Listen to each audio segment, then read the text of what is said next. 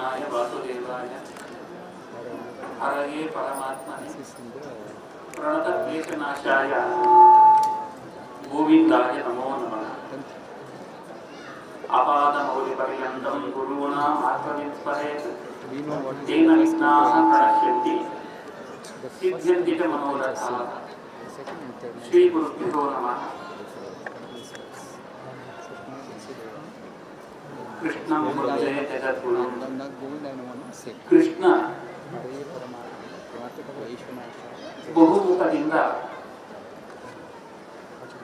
ನಮಗೆಲ್ಲ ತನ್ನ ಜೀವನದಿಂದಲೇ ಸಂದೇಶವನ್ನ ಕೊಡುವಂತಹ ದೊಡ್ಡ ಗುರು. ಬಾಲ್ಯದಲ್ಲಿ ಕೃಷ್ಣ ಗೋವುಗಳನ್ನು ಮೇಯಿಸಿಕೊಂಡು ವೃಂದಾವನದಿಂದ ದೂರ ಸಾಗಿದ್ದಾನೆ.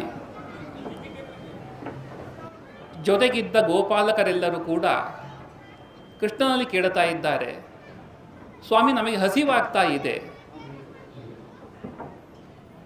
ಏನಾದರೂ ವ್ಯವಸ್ಥೆ ಮಾಡು ಅಂತ ಕೇಳಿದಾಗ ಕೃಷ್ಣ ಹೇಳ್ತಾನೆ, ಹತ್ತಿರದಲ್ಲಿ ಬ್ರಾಹ್ಮಣರು ದೊಡ್ಡ ಯಾಗ ಮಾಡ್ತಾ ಇದ್ದಾರೆ, ಸ್ವರ್ಗದ ಆಸೆಯಿಂದ ಅವರ ಬಳಿಗೆ ಹೋಗಿ ಅವರಲ್ಲಿ ಕೇಳಿ. ಬಲರಾಮನ ಜೊತೆಗೂಡಿ ಕೃಷ್ಣ ಬಂದಿದ್ದಾನೆ,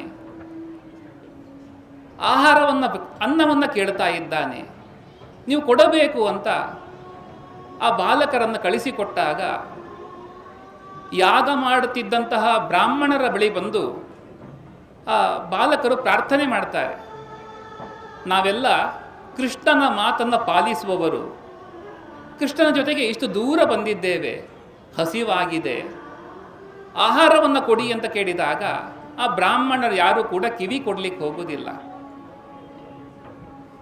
ಬಾಲಕರಿಗೆ ನಿರಾಸೆ ಆಗ್ತದೆ. ಸ್ವಯಂ ಪರಮಾತ್ಮ ಎದುರು ಬಂದಾಗ ಅವನಿಗೆ ಆಹಾರ ಕೊಟ್ಟರೆ ಯಾಗ ಮಾಡಿದ್ದಕ್ಕಿಂತಲೂ ಜಾಸ್ತಿ ಫಲ ಸಿಗ್ತದೆ ಎನ್ನುವಂತಹ ಬುದ್ಧಿ ಅವರಿಗೆ ಬರಲಿಲ್ಲ.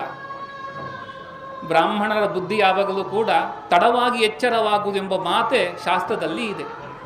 ಆ ಬಾಲಕರು ಬಂದು ಕೃಷ್ಣನಲ್ಲಿ ಹೇಳುತ್ತಾರೆ, ಸ್ವಾಮಿ ಹೀಗಾಯಿತು ಅಂತ.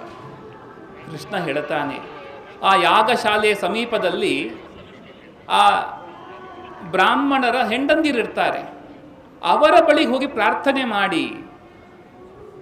ಬಾಲಕರು ಪುನಃ ಬರ್ತಾರೆ, ಬಂದು ಆ ತಾಯಿಯಂದರಲ್ಲಿ ಪ್ರಾರ್ಥನೆ ಮಾಡ್ತಾರೆ, ಕೃಷ್ಣ ಬಲರಾಮನ ಜೊತೆಗೂಡಿ ಬಂದಿದ್ದಾನೆ, ನಾವು ಬಹಳ ದೂರ ಸಾಗಿ ಬಂದಾಗಿದೆ, ನಮಗೆ ಹಸಿವಾಗ್ತಾ ಇದೆ, ಕೃಷ್ಣ ಕೇಳ್ತಾ ಇರುವಂಥದ್ದು, ಆಹಾರದ ವ್ಯವಸ್ಥೆ ಮಾಡಿ ಅಂತ ಹೇಳಿದಾಗ ಆ ತಾಯಂದಿರೆಲ್ಲರೂ ಕೂಡ ಕೃಷ್ಣನ ಬಗ್ಗೆ ಕೇಳಿ ತಿಳಿದಿದ್ದರು, ನಾವೀಗ ನೋಡುವ ಭಾಗ್ಯ ಒದಗಿ ಬಂದಿದೆ ಅಂತ ತಾವು ತಯಾರು ಮಾಡಿದ ಆಹಾರವನ್ನು ಹಿಡಿದುಕೊಂಡು ಹೊರಟು ಬಿಟ್ಟಿದ್ದಾರೆ. ಕೃಷ್ಣನ ಸಮೀಪ ಬಂದಿದ್ದಾರೆ. ಕೃಷ್ಣನಿಗೆ ತುಂಬ ಆನಂದ, ನನ್ನ ಭಕ್ತರು ಬಂದಿದ್ದಾರೆ ಅಂತ. ಆದರೆ ಆ ಪತ್ನಿಯರ ಗಂಡಂದಿರು ತಡೆದಿದ್ದಾರೆ, ಕುಟುಂಬದವರು ತಡೆದಿದ್ದಾರೆ. ಆದರೂ ಅವರೆಲ್ಲರನ್ನು ಮೀರಿ ಕೃಷ್ಣನ ಬಳಿಗೆ ಬಂದಂತಹ ಸಂದರ್ಭ, ನಿಮಗೇನು ಬೇಕು ಸ್ವಾಮಿ? ನಮಗೇನು ಬೇಡ, ನಿನ್ನನ್ನು ಕೇಳಿದ್ದೇವೆ, ನಿನ್ನ ಪಾದದಲ್ಲಿ ಬಿದ್ದಿರುವ ತುಳಸಿಯನ್ನು ಧರಿಸುವಂಥ ಭಾಗ್ಯ ನಮಗೆ ಸಿಗಲಿ ಸಾಕು ಅಂತ ಆ ತಾಯಿಯಂದಿರು ಪ್ರಾರ್ಥನೆ ಮಾಡ್ತಾರೆ. ಕೃಷ್ಣ ಹೇಳ್ತಾನೆ, ಇಲ್ಲ, ನಿಮ್ಮ ಕರ್ತವ್ಯ ಬೇರೆ ಇದೆ, ನಿಮ್ಮ ಮಕ್ಕಳು, ನಿಮ್ಮ ಪತಿ, ನಿಮ್ಮ ಕುಟುಂಬ ಎಲ್ಲ ಇದೆ, ಅವರನ್ನು ಬಿಟ್ಟು ಬರಬಾರದು, ಹಾಗಾಗಿ ನೀವು ವಾಪಸ್ಸು ಹೋಗಿ. ಇಲ್ಲ ಸ್ವಾಮಿ, ನಾವು ಹೋಗುವುದಿಲ್ಲ, ನಾವೀಗ ಅವರ ಮಾತು ಮೀರಿ ಬಂದಿದ್ದೇವೆ, ನಾವೀಗ ಪುನಃ ಹೋದರೆ ಅವರು ಸೇರಿಸಿಕೊಳ್ಳುವುದಿಲ್ಲ ಅಂತ ಅವರು ಹೇಳಿದಾಗ, ನೀವೇ ಹೆದರುವುದು ಬೇಡ, ನಾನು ಹೇಳ್ತಾ ಇದ್ದೇನೆ, ನೀವು ಹೋಗಿ.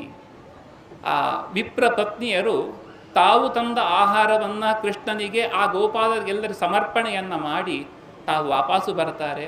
ಅವರ ಮೇಲೆ ಯಾವ ವೈಮನಸ್ಸನ್ನು ಕೂಡ ಬ್ರಾಹ್ಮಣರು, ಅಂದರೆ ಆ ವಿಪ್ರರು ಮಾಡುವುದಿಲ್ಲ ಎಂಬುದು ಭಾಗವತದಲ್ಲಿ ಬರುವಂಥ ಒಂದು ಕಥೆ ಇದೆ. ಕೃಷ್ಣ ಹಸಿವನ್ನು ನೀಗಿಸಿದ ದೊರೆ, ನಮ್ಮ ನಾಯಕ. ಮಕ್ಕಳಿಗೆ ಹಸಿವಾದಾಗ ಆ ಹಸಿವನ್ನು ಪರಿಹಾರ ಮಾಡಿದವನು.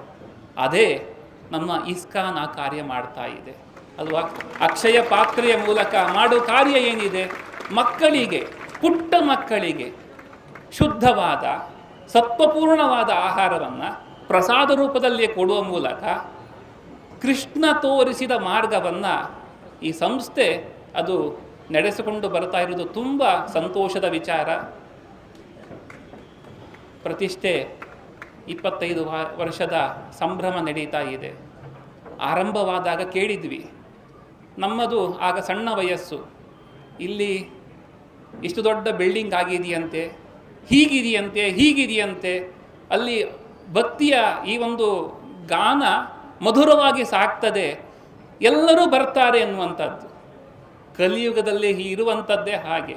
ಯಾರು ಹರೇ ರಾಮ ರಾಮ ರಾಮ ಹರೇ ಹರೇ, ಹರೇ ಕೃಷ್ಣ ಕೃಷ್ಣ ಕೃಷ್ಣ ಹರೇ ಹರೇ 16 ನಾಮಗಳು ಭಗವಂತನದ್ದು ಸ್ಮರಣೆ ಮಾಡುತ್ತಾರೋ ಮಹಾಮಂತ್ರ ಇದು. ಇದಕ್ಕೆ ನೀವು ಹೀಗೆ ಇದ್ದು ಜಪ ಮಾಡಿ ಇಲ್ಲ, ನಾವು ಯಾವ ಸ್ಥಿತಿಯಲ್ಲಿದ್ದಾಗಲೂ ಕೂಡ ಜಪಿಸಬಹುದಾದ ಮಹಾಮಂತ್ರ ಈ ತಾರಕ ಮಂತ್ರವಿದು. ಈ ಮಂತ್ರವನ್ನು ಜಪಿಸುವುದು ದಿನವಿಡೀ ಕೇಳುತ್ತೇವೆ, ಎಷ್ಟು ಪುಣ್ಯ. ಕಾಲ ನಮಗೆ ಭಯವನ್ನು ತಂದುಕೊಡುತ್ತದೆ.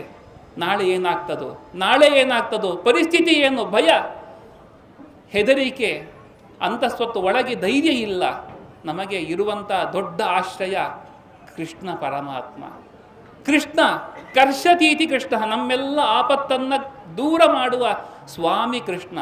ಹರತೀತಿ, ಪಾಪವನ್ನು ದೂರ ಮಾಡಿ, ನಮ್ಮ ಭಯವನ್ನು ದೂರ ಮಾಡಿ, ಮನಸ್ಸಿನ ಎಲ್ಲ ವ್ಯಥೆಯನ್ನು ದೂರ ಮಾಡಿ ರಕ್ಷಿಸುವಂತಹ ದೊಡ್ಡ ಸ್ವಾಮಿ.